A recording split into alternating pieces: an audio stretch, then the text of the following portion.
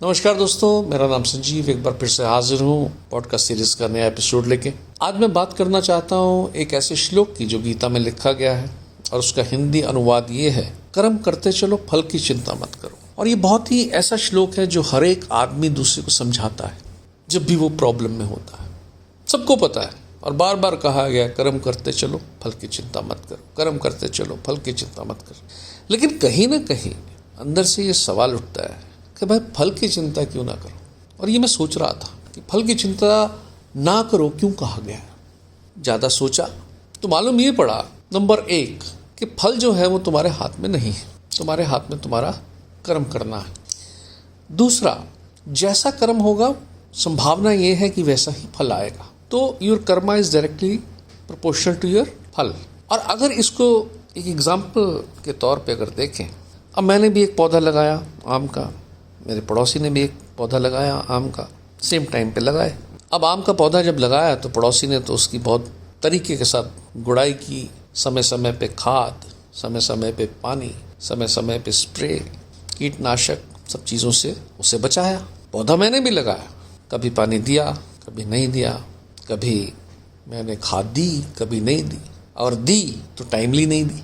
और इस उम्मीद के साथ कि क्या फ़र्क पड़ता है यार, पौधा उसने भी लगाया, पौधा मैंने भी लगाया, तो आम तो आ ही जाएंगे, क्या दिक्कत है। तो वो जो एफर्ट कर रहा था और जो मैं एफर्ट कर रहा था उसमें कहीं डिफरेंस था जो मुझे उस टाइम नहीं दिख रहा था।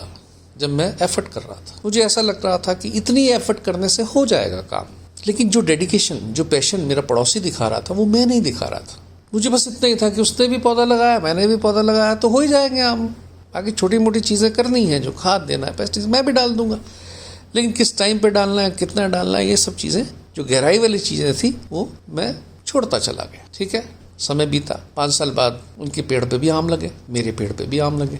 उनके पेड़ पे जो आम लगा बड़े बड़े साइज़ का आम है और उसमें मिठास है, पूरा पेड़ आमों से भरा हुआ है, पूरे मीठे मीठे आम हैं। मेरा पेड़ में आधे आम लगे हैं, आधे में नहीं है, साइज़ बड़ा छोटा है, कच्चे आम हैं, पके भी नहीं है ठीक से। कुछ अगर देखें आम तो उसमें खट्टे हैं, कुछ कड़वे हैं, चंद कुछ मीठे हैं।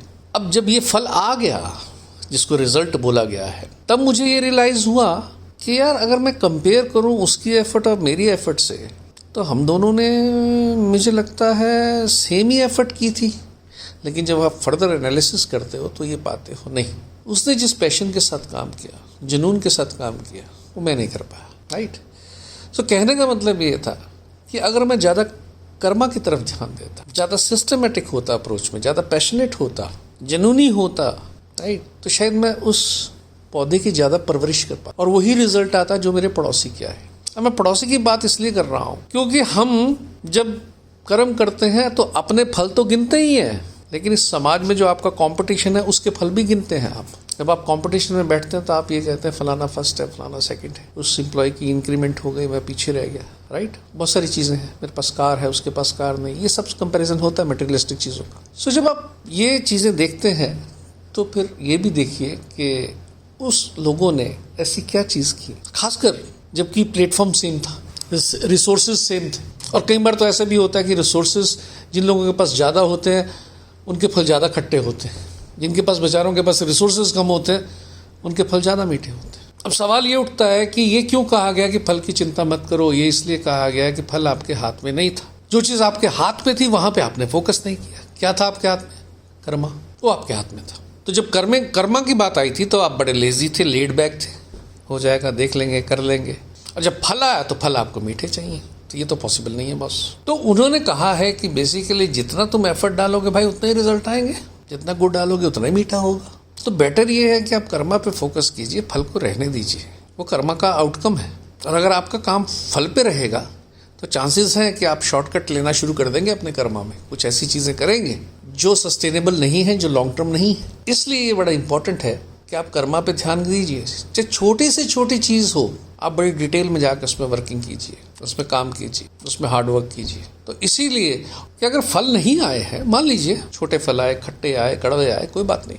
अब यहाँ गेम है शुरू, कंपैरिजन तो मैंने पड़ोसी से किया और मुझे अंदर से पता भी है कि मैंने वो एफर्ट नहीं डाली। यहाँ पे मुझे अपना संयम नहीं खोना है, यहाँ पे मुझे फिर ट्राई करना है, बाउंस बैक। और होता यही है, जब हम फल की चिंता करते हैं और फल टाइम पे नहीं आया, खट्टा मीठा कड़वा जो भी आया, फल जैसे भी आया, अनसक्सेसफुल रहे हम लोग, तो वहीं पे सवाल उठ जाता है, आदमी वहीं पे फ्रस्ट्रेट हो जाता है, वहीं पे एंग्जाइटी है, वहीं पे सैडनेस है। और सैडनेस और भी बढ़ जाती है जब मैंने देखा कि पड़ोसी के पेड़ में तो बहुत आ गए। जब मैंने कंपैरिजन करने के मोड में आ गया तो मुझे ऐसा लगा यार ये तो बहुत बढ़िया है, तो फिर मैंने ब्लेम करना शुरू कर दिया पड़ोसी को, बजाय उससे सीखने के। तो फल नहीं आया, आपने तो बहुत बढ़िया काम किया है, तो लर्निंग क्या है आपसे मेरी? तो वो बताता मुझे कि देखिए आपने ये चीज़ें छोड़ दी, अगर आप ये करते हैं तो इससे ये होता है कि जो सक्सेसफुल लोग हैं उनके साथ रहिए, उनसे पूछिए, उनसे सीखिए। एक तो लर्निंग ये भी। तो ये जो सिंपल सेंटेंस है, कर्म करो फल की चिंता मत करो, इसको आप गहराई में देखेंगे तो ये बहुत ही बढ़िया श्लोक है। और आपको मालूम पड़ेगा कि क्यों कहा गया है कि हम कर्म की तरफ ध्यान दें, कर्म की तरफ ध्यान दें, क्योंकि सब लोगों को पता होता है कि एक्चुअल में उसने कितनी एफर्ट डाली है। हाँ, ये हो सकता है एक्सेप्शंस हो एक दो, तो अलग चीज़ है, लेकिन मैं जेनरिक तौर पे अगर बोलूँगा कि जो एफर्ट्स हैं they are directly proportional to your result. तो जब भी रिजल्ट में कोई कमी रह गई हो तो ब्लेम करना छोड़िए, बाउंस बैक कीजिए, फ्रस्ट्रेट मत होइए, एंग्री मत होइए, अनहैप्पी मत होइए, वापस आइए, अपनी जो एफर्ट्स थी उनको ठीक कीजिए। अगर उसमें किसी का फीडबैक लेना है वो लीजिए। Thank you very much.